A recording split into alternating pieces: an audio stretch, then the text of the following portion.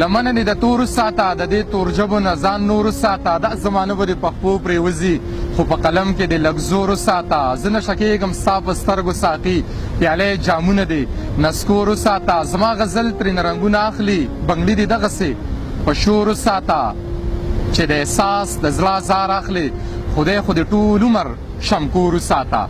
ګرانو ملګرو سلامونه، ستاسو ملګری نیازه خان یم او ادبي خپرونه د وصال مازدیګر دی. د وصال مازدیګر مو د ملکڼ په دنګو غرونو په ښکلو ابشارونو کې دی. نن مو د وصال مازدیګر د خپل ګران ملګري جاوید احساس خواله راوړی دی. جاوید احساس رور زمونږ د ملکڼ درګې د کورکمان باندې سره تعلق ساتي. غوښتل مو چې د هغه نه هم د وصال په مازدیګر کې خواږه خواږه شعرونه واورو، هم په دغه سوچ هم په دغه فکر زموږ ګران ملګری محمد عمران آشنا، ډاکټر سمیع الله او سلطان زیب رور او نومان را روان شو د ملاکنټري چې د کم بجلیګر دی هم د دغې ابشارونو خواله راغلو، د دغې چوپال سره نږدې په دغې کرش کې کېناستو.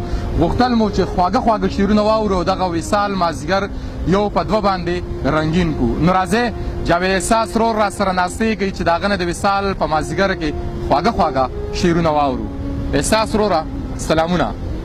وعلیکم سلام. ډېره زیاته مننه نیازه خان وروره چې ما هم د وصال په مازدیګر کې ځای راکړو، نو ډېره زیاته مننه. احساس ستا هم ډېر ژوند له د خپل الله نه غواړم زموږ دغه ملګري به تاسو ګوري، تاسو به ویني، نو خپل خواږه خواږه شعرونه چې ستاسو په زړه باندې کوم شعرونه وي هغه زموږ سره شریک کړه.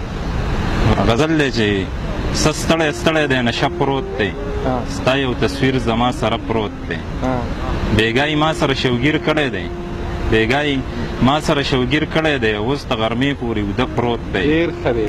مننه. او بیا چا مغروره پکې ځان ښکل کړی، بیا چا مغروره پکې ځان ښکل کړی، د شونډو چاپ په آینه پروت دی. او خدای خبر تا ته به یادېږم که نه، دا دې ستا یاد مې په زړه پروت دی. او کلی ولس دی راغونډ شوی ورته، کلی ولس دی راغونډ شوی ورته، راشه ارمان مې په تخته پروت دی. او احساس جوړ بیا د یار غمونه جاړي، احساس جوړ بیا د یار غمونه جاړي، خوب ورله نه ورځي خفه پروت دی. غزل دی چې مدام مې کړی دی تاوان په ما څه چل نه کېږي، مدام مې کړی دی تاوان په ما څه چل نه کېږي، زه خو عادت یم د خفګان په ما څه چل نه کېږي. د هړ ګرمي ده سره غرمه ده او زه ګوټ کومه، د هړ ګرمي ده سره غرمه ده او زه ګوټ کومه، ما ته ویلی شي دهقان په ما څه چل نه کېږي. ډېر ښه شعر دی.